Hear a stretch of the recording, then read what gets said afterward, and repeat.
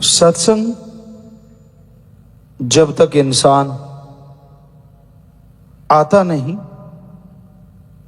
खुद के बारे में, समय के बारे में और इंसानियत के बारे में कुछ समझ नहीं सकता। हर इंसान के अंदर होता है, वो सब कुछ जानता है। कोई भी इंसान जो अक्ल बुद्धि विवेक रखता है कभी यह नहीं कहेगा कि उसे कुछ नहीं आता। कह भी देगा तो ऊपरी मन से, अंदर सोच होती है कि उसे सब पता है। और बहुत हद तक लोगों को पता भी होता है, लेकिन खुद के बारे में कितना पता है यह सत्संग में आके पता चलता है। जब संत समझाते हैं, जब संत सिखाते हैं कि दुनिया का ज्ञान रखने वालों कभी खुद का भी ज्ञान रखा करो। आप में कौन से विचार ज्यादा चलते हैं, आपकी सोच में कौन सी सोच ज्यादा चलती है, आप जो कर्म योगी हैं कौन से कर्म ज्यादा करते हैं। इसके लिए जानना बेहद जरूरी है।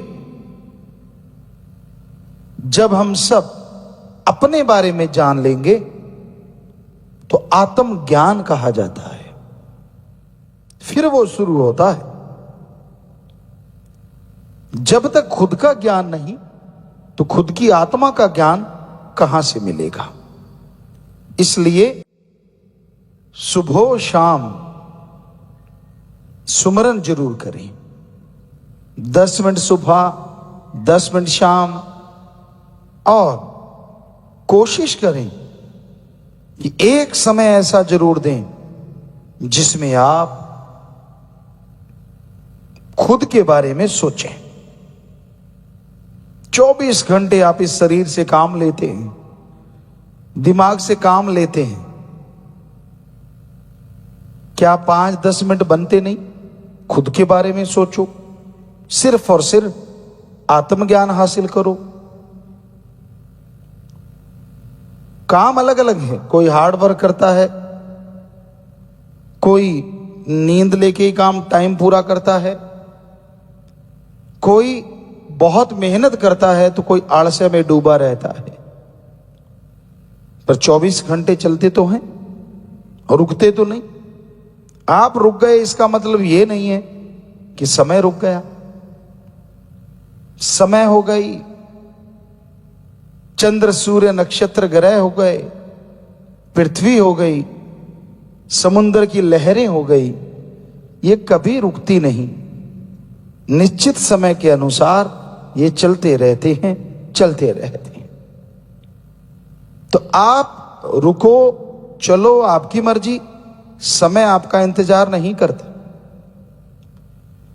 तो कर्म आप करते हैं, समय आप व्यतीत करते हैं, तो 5-10 मिनट रात को सुबह एकांत में बैठा करो और सुमरन करके अपने बारे में सोचा करो कि हां ये मेरे में गलत आदत है।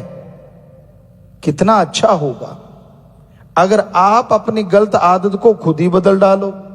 इससे पहले कि कोई आपके उंगली उठाए, कोई आपको कहे कि आप ये गलत करते हो, क्यों ना खुद का ज्ञान हासिल करके वो आदत ही निकाल डालो।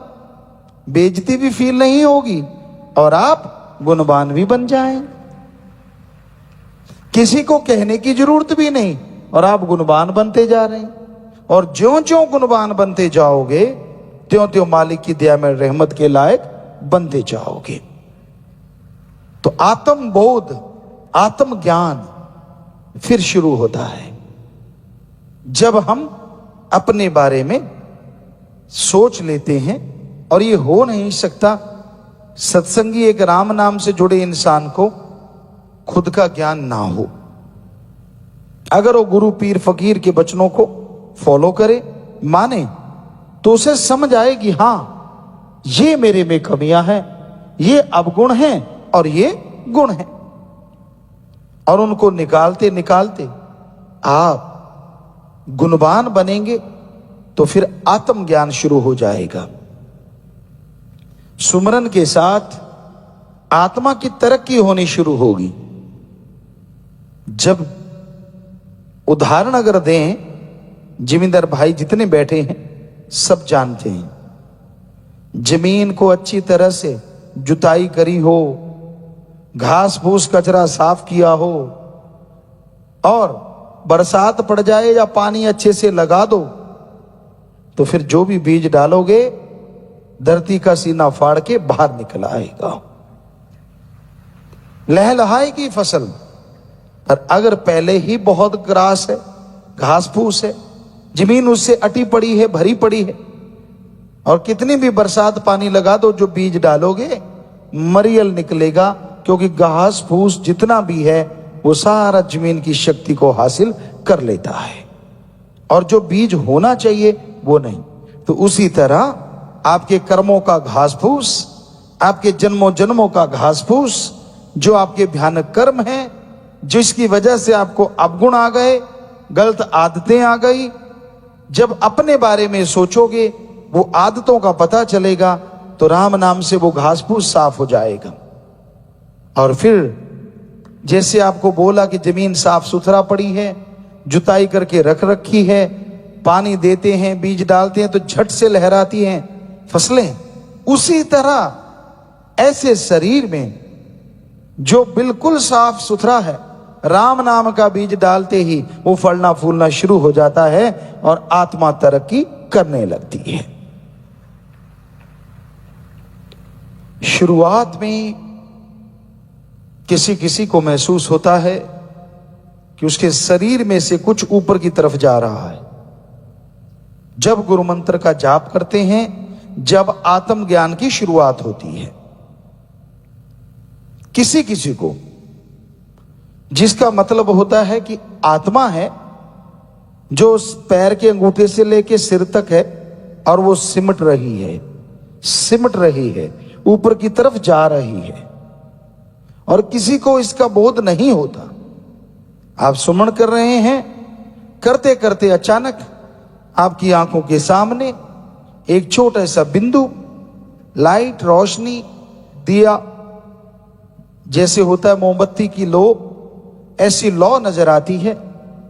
सीधा सा मतलब आपका ध्यान जमने लगा है, आत्मज्ञान की तरफ आपने तरक्की कर ली है, कंसंट्रेट होने लगा है। और आत्मा जैसे यहां पहुंचती है तो एक चुंबकीय खिंचाव, मीठा मीठा एहसास होता है, जिसका मतलब आत्मा शरीर से सिमट के उस द्वार में प्रवेश कर रही है जिससे आत्मज्ञान शुरू होता है। और जैसे द्वार में आत्मा प्रवेश करती है, अंदर क्या नजारा होता है। हमने शायद फेसबुक पे आपको हंसाने के लिए एक बार ये जिक्र किया था कि अगर आदमी उड़ता होता तो क्या होता, और यकीनन आदमी उड़ता है, बाहर से नहीं, अंदर से। क्या आपका दिल नहीं करता कि आप नीले गगन में उड़ते फिरो? क्या आपका दिल नहीं करता कि इन तारों के पास छू के निकल जाओ? क्या आपका दिल नहीं करता चंद्र सूर्य नक्षत्र ग्रह को पार करके आगे देखें है क्या? आसमान आखिर कहां खत्म होता है? कहां? चंद्रमा से आगे, सूरज से आगे, कहां? इच्छा तो होती है पर कर नहीं पाते आप सोचते हो कौन रॉकेट बनाए, पता नहीं कोई दुनिया में एक आध बनाता। अरे आप खुद स्वयं रॉकेट हैं। आपकी आत्मा की जितनी स्पीड है, प्रकाश तो उसके नजदीक भी नहीं है, इतनी स्पीड है आपकी आत्मा की, इतनी गति है आपकी आत्मा की। पलक झपकते ही वो खंड ब्रह्मांड पार कर जाती है, इतनी स्पीड है। पर उस आत्मा को ईंधन तो देना होगा। सारा दिन मन की खुराक, सारा दिन शरीर की खुराक, तो आत्मा की खुराक राम का नाम है। जैसे ही आत्मा इस प्रवेश द्वार में 10वें द्वार में प्रवेश करती है तो फिर आत्म ज्ञान होता है, खुद को फील होता है कि मैं उड़ रहा हूं। फिल्म में भी आपने सुना मैं तो उड़ूंगा, वैसे तो वो हंसने का है, लेकिन हकीकत में भी आप उड़ सकते हैं। वो क्योंकि फकीर ऐसे वैसे तो करता नहीं कुछ, आप उड़ सकते हैं रखी रियल में। और उड़े भी ऐसे, ना रॉकेट उड़े, ना जहाज उड़े, ना कुछ और उड़े, लेकिन अंदर ही अंदर उड़े, बाहर नहीं। बाहर की तो एक कल्पना है, आपके पंख होते या ये होता या वो होता तो वो तो एक कल्पना बना के बातें कर सकते हैं, लेकिन वास्तविकता यही है, आपके पंख भी हैं, सब कुछ है, स्पीड भी आपकी बेहद ज्यादा है, लेकिन आप गाड़ी का इंजन ही बंद किए बैठे हैं। अब गाड़ी चाहे 1000 किलोमीटर प्रति मिनट भागती हो या 1 घंटे में 1000 किलोमीटर दौड़ती हो, अगर इंजन ही बंद है तो क्या करेगा? इंजन तो स्टार्ट करना पड़ता है ना, उसमें ऑयल डालने पड़ते हैं, आप प्लग वगैरह सब चेक करते हैं, बैटरी का करंट देना है, सब कुछ। तो वैसे ही आपकी आत्मा का इंजन बंद हुआ पड़ा है, आपने उसको स्टार्ट कभी किया ही नहीं। तो ध्यान में बैठिए, इस द्वार में प्रवेश कीजिए, 10वें द्वार में, और जैसे ही ये इंजन स्टार्ट होगा, बस एक बार स्टार्ट करने की देर है, फिर तो ये ऑटोमेटिकली स्टार्ट होता है। आप ऑटोमेटिकली गाड़ियां देखते हैं, गियर नहीं लगाना पड़ता, एक बार गियर लगा के छोड़ दो, चलती रहती हैं। इसके एक बार ही गियर लगाना मुश्किल है, बाद में गियर लगाना ही नहीं पड़ता, ना ईंधन डालना पड़ता, कुछ नहीं। एक बार ईंधन डाल के यहां तक लेके आओ, और ईंधन है राम का नाम। राम का नाम जपते रहो, आत्मा बलवान होती जाएगी, और एक बार यहां प्रवेश कर गई, उसके बाद आपको कुछ गुनगुनाना नहीं, कुछ भी नहीं करना, अपने आप आत्मा स्पीड पकड़ती है। और आत्म ज्ञान आपको पता चलता कि मैं कितना शक्तिशाली हूं जब सूरज के पास से, सूरज नहीं, सूरजों के पास, चंद्रमाओं के पास आप निकलते हैं, क्या नजारा होता है, कितनी खुशी आती है अंतःकरण में।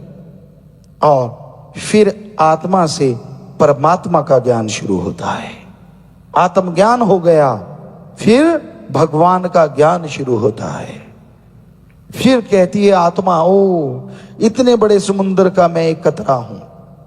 पहले तो ये लगता है कि मैं बड़ी पावरफुल हूं, लेकिन जैसे सुई की नोक की तरफ बंद होता है ये खंडों ब्रह्मंडों को, वो उस रास्ते से आगे निकलती है, पार ब्रह्म होती है, तब पता चलता है हो मैं तो एक कण हूं, मालिक तो बड़े विशाल का है। क्या नजारे हैं वहां, क्या खुशियां हैं वहां। लेकिन बताने से आपको लगता है पता नहीं झूठ है, लेकिन महसूस करोगे तो पता चलेगा सच। पर आप टेंशन लेके वहां नहीं जा सकते। आप सुमन करने बैठो, भक्ति करने बैठो, मेरे को वो नजारा क्यों नहीं मिल रहा, उम्र पता नहीं कितनी बाकी है, पता नहीं कब पटाखा बोल जाए, तो ये तो आपकी कमी है ना। बचपन से बुढ़ापे तक कितनी भक्ति की और कितना समय बाकी कामों में लगाया, कैलकुलेट कर लो, फिर भगवान को उलांबा दे देना। हम आपको गारंटी देते हैं, ज्यादा समय दुनियादारी या शारीरिक मानसिक कामों में लगाया है, आत्मिक ज्ञान के लिए तो अपने समय ही कुछ जिंदगी के कुछ साल बनते होंगे किसी किसी के, वरना महीनों में अटके पड़े हो। कैलकुलेट कर लो, रोज का आधा घंटा तो कितने दिन लगेंगे एक दिन होने में, क्योंकि दिन तो 12 घंटे का। सोच के देखो आप 24 दिन में आप कितना कर पाओगे। तो कहने का मतलब यही है कि 24 दिन में एक दिन बनेगा। अगर आधा घंटा आप करते हैं रोज भक्ति और घंटा करते हैं तो 12 दिन में एक। कहने का मतलब यही है कि समय कितना दिया ईश्वर को, फिर टेंशन किस बात की। बस उसकी दया मांगो, वो दया करे तो 2 मिनट में नजारे दिखा दे, उसका कुछ भरोसा नहीं। क्योंकि वो दया का समुंदर ऐसे ही नहीं कहलाता। हमने हर धर्म के पवित्र ग्रंथों को पढ़ा, पवित्र वचनों को पढ़ा, सभी में आता है कि वो दया का समुंदर है, रहमतों का भंडार है। पर उसकी रहमत के लिए हम अपने शरीर को तो तैयार करें। कहते मूसा ने जिद की थी, नहीं ईश्वर अल्लाह मुझे तो दर्शन करने ही करने और जहरा तौर पे करने। शरीर उस काबिल नहीं बना था, जिद करता गया करता गया। राम को अल्लाह को भी आ गया कि चलो नजारा दिखाई देते हैं।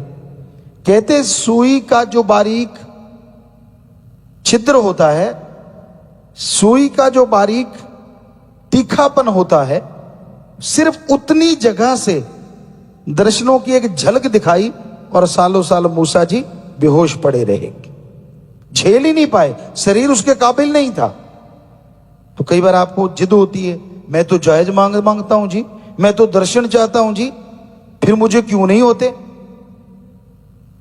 अरे बॉडी कागज की और आग को समाना चाहता है शरीर में, जल जाएगा ना सब कुछ। पहले बॉडी फौलाद की होनी चाहिए, वज्र की होनी चाहिए, तो ज्वालामुखी को भी झेल जाती है। उस लायक बनाना पड़ेगा और उसके लिए निरंतर राम का नाम जपना, राम नाम जप के अपनी बॉडी को उसके लायक बनाना है, ताकि राम जी जब दर्शन दें तो हमारा शरीर उसके काबिल हो, उसे झेल पाए, दर्श दीदार कर पाए। और ये संभव है निरंतर अभ्यास से। कहते जी रोज भक्ति नहीं होती। वैसे अब बहुत सारे लोग, बच्चे कहते हैं आजकल का यूथ, ये बोरिंग काम है, रोज ही एक चीज को बार बार दोहराना, ये तो बोरिंग है। अगर आपके हिसाब से चले तो सारे बोरिंग है। आप रोज पोटी क्यों जाते हो? ये बोरिंग काम है, रोज ही जाते हो, क्यों जाते हो भाई? आप रोज सुबह सुबह ब्रेकफास्ट करते हो, क्यों करते हो? रोज एक ही चीज, ये तो बोरिंग है। रोज खाना खाते हो, लंच, रोज ही लंच, ये भी तो बोरिंग हो गया ना। रोज डिनर करते हो, सारा बोरिंग। रोज नहाना, रोज कपड़े बदलना, सब बोरिंग है ना। क्यों करते हो फिर? वो तो जी करना पड़ता है, तो ये भी करना पड़ता है। अगर कुछ हासिल करना है, अगर ईश्वर के दर्श दीदार करने हैं, नूरी स्वरूप को देखना है प्रभु के, तो अभ्यास रोजाना करना होगा, ताकि ये शरीर उसके काबिल बने। और जब बन गया, नजारे वो आएंगे जो कहने सुनने से परे। शास्त्रनाम श्याम मस्तान जी दाता ने तो बड़ी रहमत की हुई है।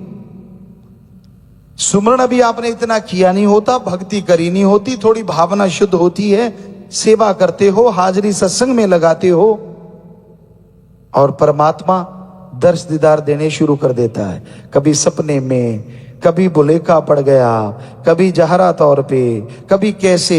वो संतों के रूप में आते हैं ताकि आपका शरीर उसको झेल सके, पर देता भगवान ही दर्शन है। फिर भी आप उनको मानते नहीं। यार यहाँ बुलेखा जा प्यासी, ऐसा हुआ तो था जरा सा, तो वो तो आपकी मर्जी है ना, आप उसको रियल को बुलेखा कह दो।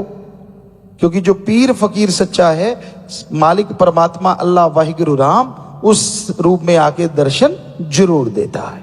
जो उसे इग्नोर मार देता है, दर्शनों में समय लग जाता है। जो उसे स्वीकार कर लेता है कि हाँ नहीं ये जहरा तौर पे हुआ है, सही हुआ है, तो उसकी वो दर्शनों की संख्या बढ़ती चली जाती है। जल्दी जल्दी होते होते क्या पता कब नूरी स्वरूप में बदल जाए, कुछ कहा नहीं जा सकता।